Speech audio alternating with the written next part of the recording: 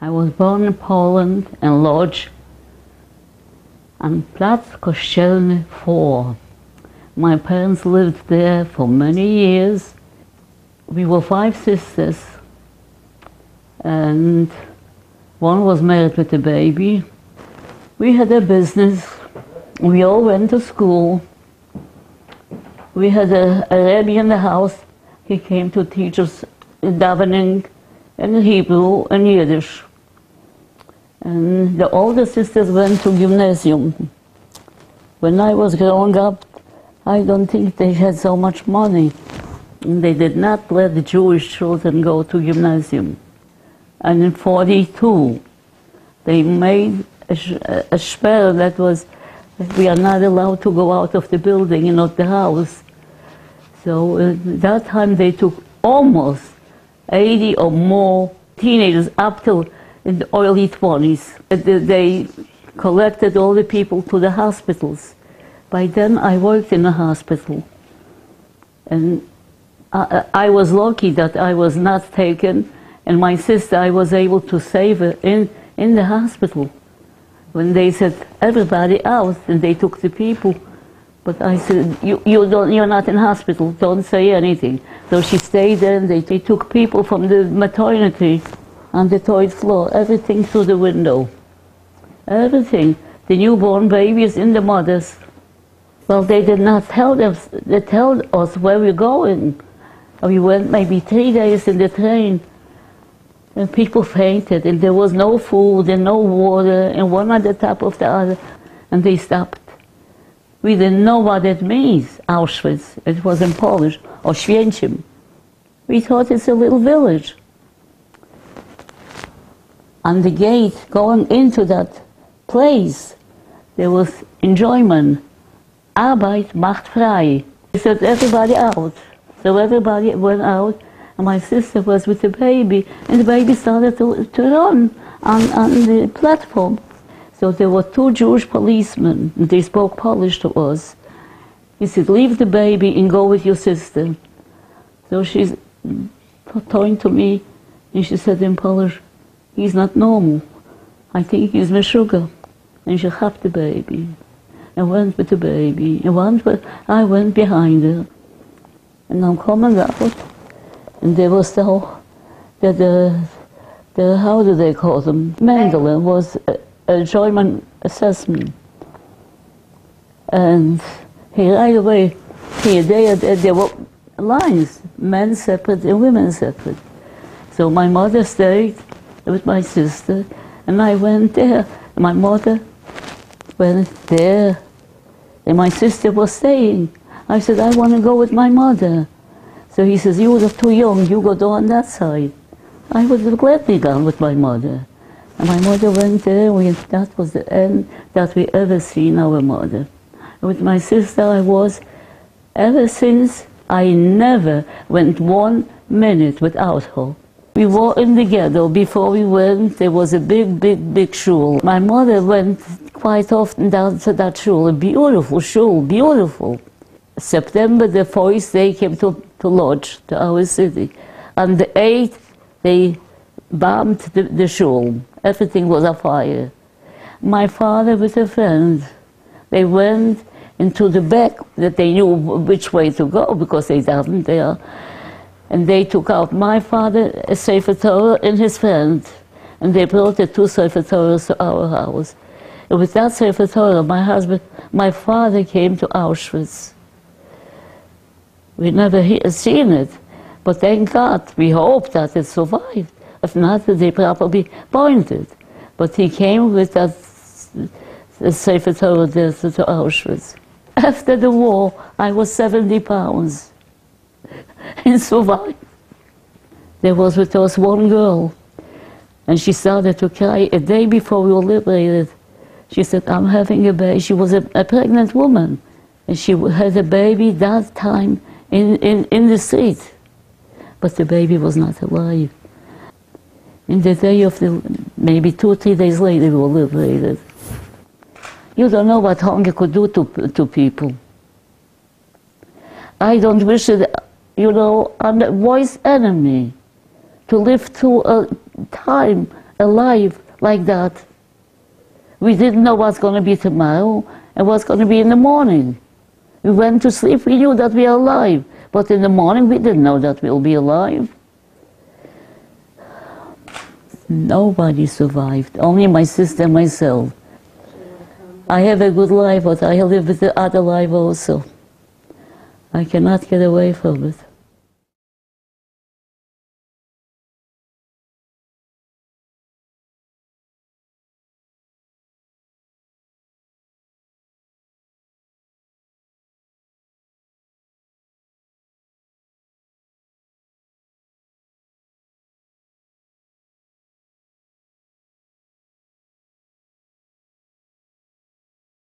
And that was that. And then she was summoned. Spiel the piano, lass mal sehen. And she would play and sing, and she would have a plan for me. She was going to get me out of the lager. She just made it very, very not frightening to me, and she said, we will say goodbye. I promise to find you no matter where you are. And I remember going underneath the barbed wire. Anybody asked me, but I am, but I should always tell strangers you don't know. The next thing I know is men around me, and there were French Jewish partisans fighting in the woods. And they took me and carried me to convent. And I stayed with them, I don't know how long enough to know that there was a tzelem in the back of my bed, which being that I come from a town where there was the only Jewish family, I was very familiar with seeing a tzelem. And they were wonderful to me. One day, someone comes to the port, to the door, and the nun tells me to pack up my things. And she said I should go with them. And they took me to in the Kinderheim in Aix-la-Provence de Marseille. When my mother came, she must have been searching for me. She must have been in touch with Jewish agencies. She took us to a family that housed us, and they were not Jewish. They were the righteous Gentiles. My mom and I lived upstairs and all the way up in an attic. And when any time a gendarme would come to the door, they would give a warning, and we had to be it was just my mother and I. I have no idea where my father was, remember. My mother was told to be in Marseille at a port in the middle of the night. They were going to be put on a boat, and they would go to America. And we did go on that boat, but it didn't go right to America. It went to the island of the Azores, it went to Algiers, it went to Casablanca, Africa, where I lived 3 months. You were not supposed to come up on the deck ever. We were all down in the hull. Everybody was down on the hull. Very sick people were on this boat. And a whole bunch of men were there very sick, and amongst those men was my father. And my mother did not recognize him. He was very ill. I don't know. He never told us his story. It was a very unbelievable story. My father was on that boat, and my mother didn't even know it till she saw it. He was a very sick man. We came here after weeks and weeks with this boat on the ocean. We got here to New York. They wouldn't let us out. Roosevelt, they kept saying Roosevelt didn't leave anybody in. It was a quota system. There were people coming on board all the time trying to get us off the boat, but we did not leave the boat.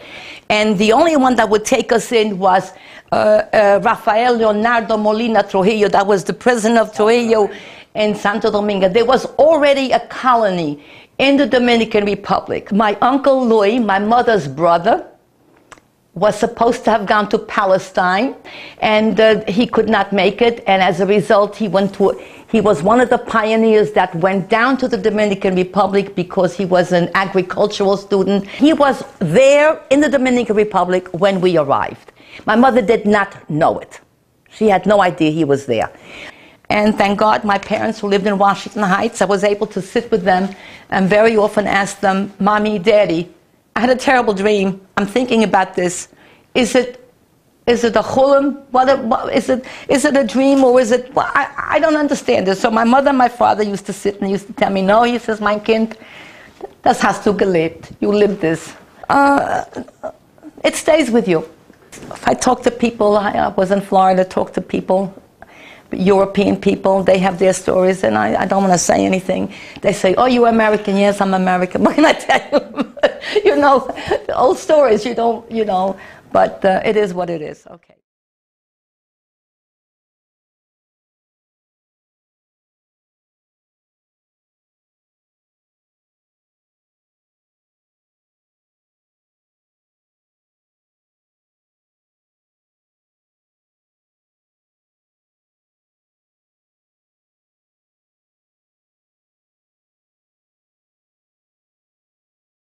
My name is Ruth Lewis, and I was born in Frankfurt am Main before the Second World War.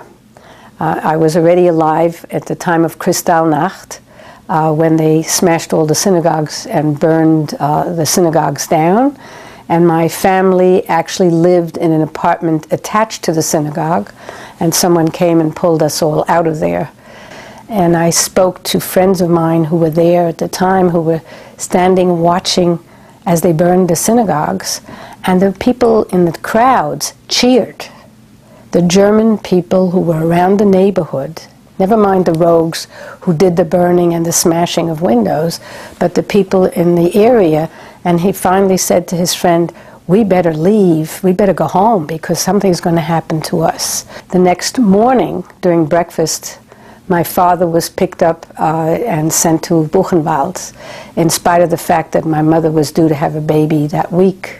She did have a baby 7 days later, which was born breech, and the doctors had been put in a concentration camp, so the baby died at birth. And my father came out of concentration camp because he had been a soldier in the First World War. And they released, if you could prove that, they released them again.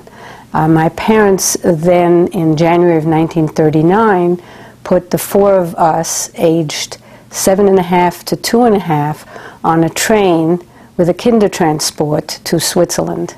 So we left Germany, the children, left Germany to Switzerland on a transport with 100 other children. They were picked up in a orphanage where my two brothers were left. I was sent to a cousin of my mother's, and my sister was sent to another cousin whose father, who was the chief rabbi of Zurich. We were then living in Switzerland for roughly 9-10 months, and at that point my parents had arranged for us to be transported to England, where my parents had meanwhile left Germany with 4 other children. These were the children of my uncle and aunt. My uncle was the chief rabbi of Munich, and they determined that those children and the parents would never get out of Germany. So my mother took 4 of their children along on her passport, as if we were still around. And then we were taken by the daughter of the president of Switzerland across to France, where we went on a boat on the Channel through to England. In England, we were obviously little children. I was 3.5, and my mother was not allowed. She was an enemy alien, according to Churchill. My father was put in a concentration camp in England on the Isle of Man. Churchill had put all the Jewish men who had come from Germany in concentration camp, being afraid that there were spies mixed in with the German immigrants. It was they were in a house with supposed kosher food. My father was head of that house. They tried to bring them fish and other things they could eat. This was not similar to the German concentration camp, where my father described that they had fed them rotten meat and then had them all stand on a field to dehumanize the Jewish men. And they were all nauseous, vomiting, having stomach problems. My father, when there was no food, he didn't eat. So he wouldn't eat treif and meat, so he wasn't ill, and he tried to do what he could for the people who were standing there in this enforced stand in the field in the German concentration camp. England wasn't like that. My mother came to pick us up from the boat, and the captain of the boat didn't know what to do with us because she was not allowed to come near the boat. But my sister had a picture of my mother, and he took that out, found her, and then brought us to my mother. And we then arrived in England, where we were in the newspaper as children who traveled alone. And we had backpacks, which according to the English newspapers had all of our things in them. They only had our toys. We had suitcases like most other travelers. I'm sure my parents were frightened to death to some extent, but my mother was a very strong lady. And as one of my cousins who lives in Kibbutz Yavne said, if you look around when we had a memorial for my mother, there were about 100 people in the room, all cousins, first cousins, their children, their grandchildren. He said, look around the whole room, none of you would be here if Aunt Eva hadn't made us all go through England. So that he felt my mother was a very strong lady. She knew what she wanted and which way things should be done. My name is Irene Weinberger Feuerstein. I was born in Czechoslovakia. It was the Carpathian. The town was named Chinadovo, and we lived there, my parents and my grandparents, and life was very nice for the Jewish people when it was occupied by Czechoslovakia. But unfortunately, the Hungarians came in, 1939, and that's when my childhood was kaput, because they were lost for the Jews. We couldn't go to public schools. So actually I have 4 years of normal education. There was a castle in my town, and they had a torture chamber there, and they took Jewish people there to torture. And my mother used to take kosher food for some of them, just to break up the bad things what was going on. I'm one of 6 children, and I'm the only survivor. When the Hungarians joined Germany's policy, they came over the day after Pesach. They took us, was saying that they're taking us down to Hungary because the war is coming and there'll be a war and we'll be safer in Hungary. It was the day after Pesach in 1944. And they took us to a ghetto. In the ghettos, they treated us very badly. They were beating the Jewish men. They were cutting their beards off. And my mother right away knew that they are shipping us to Germany or something.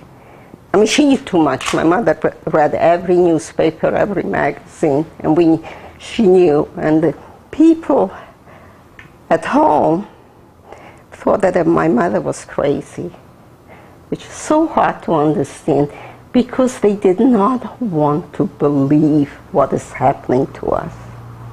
And the same thing I remember as a little girl, when things were going on in Poland, way before we were in trouble, and it used to trickle down stories, and my mother would tell what's going on and what we should be more generous, more helping each other.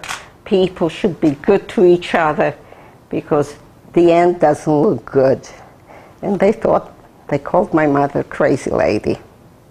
And they took us to Auschwitz. And the cattle cars were we were like sardines. We arrived to Auschwitz. And the station there, the tracks, well, a lot of trains came in. And the first horrible thing that happened to me, I saw those men, the black no, blue and white stripe. And they told us to put the luggage down. You will get your luggage later, they'll bring it to you. And these men took the babies and threw them on the luggage. My father went with my older brother, and I went with my mother and the 5 children. I was the oldest. An SS man comes and he says to me, "Du kannst arbeiten?" And I said, "Nicht. Ich bin ein Kranker," which means, "No, I can't. I'm a sick one." And I go to my mother, and he says to me, "No, du kannst arbeiten. Raus and go this way." And when he walked away, yours truly went back to her mother. And he called me some names, and he said, "Du kannst arbeiten." I kept on saying, "I want to be with my mother." And he cursed me out, pulled me away, and it was getting dark already. I was scared. Walk that way. And that's how I was saved, to go to the living people, because my mother, my siblings, and everybody else,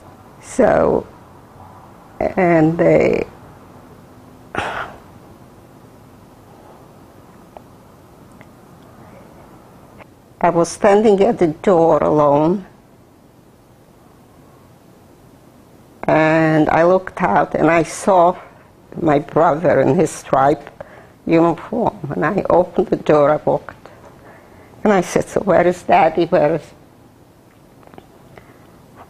And I said to him, "I'm going to see my mother, I'm going to see everybody on Sunday." And he says, "Are you crazy?" He says, "See that? See the flames?" He says, "They're burning them there." And I started screaming. When I screamed, my aunts recognized my voice, my screaming. So they came running and they put something in my mouth, and they said, "Don't worry, we'll take care of you." I just survived because these 2 aunts, these 2 sisters took care of me, because my father told them that if she is with you, please keep an eye on her. So if they would get a slice of bread, they would cut it in 3 or give me sometimes more. And they watched me. When I had malaria, they didn't sleep at night. One held my feet and the other hand my head. So I shouldn't be shaking, and they shouldn't find out and cremate me. And I don't think there is a will of surviving or anything like that. It was bashert. I must believe in that it was meant to be, and that I survived. And I was fortunate enough to make a decent human being out of myself.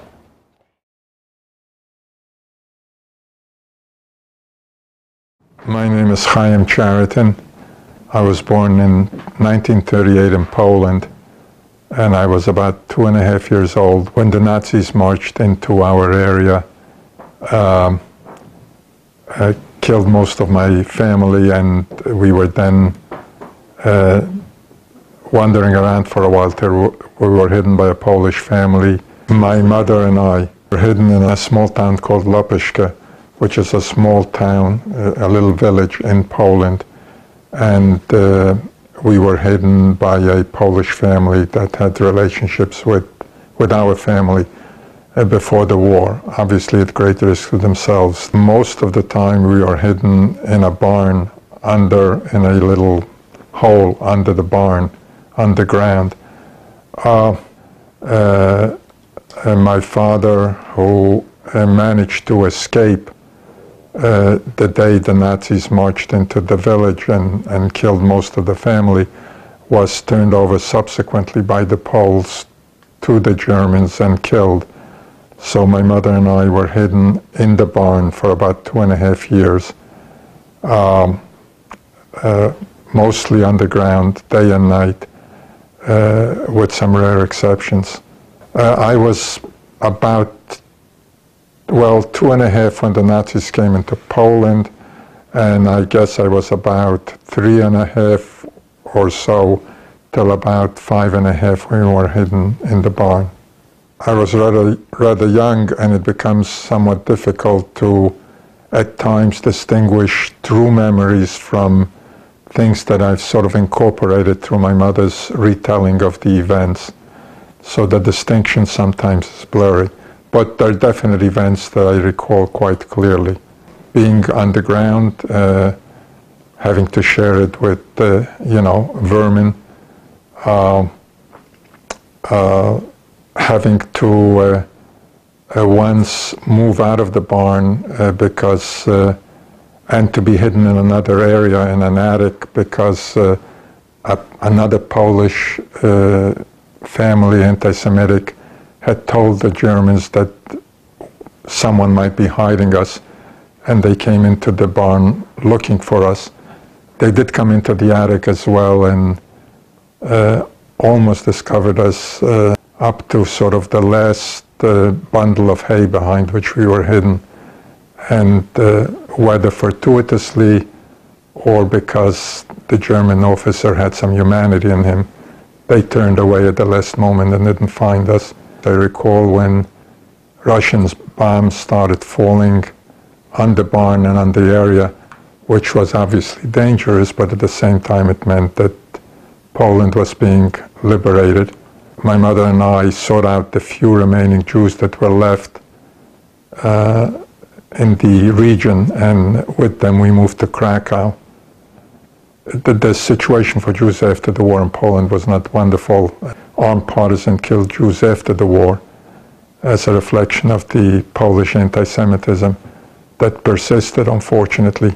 We eventually smuggled across a bunch of borders to eventually end up in Italy, till we had to make a decision between Aliyah to Israel or coming to the United States.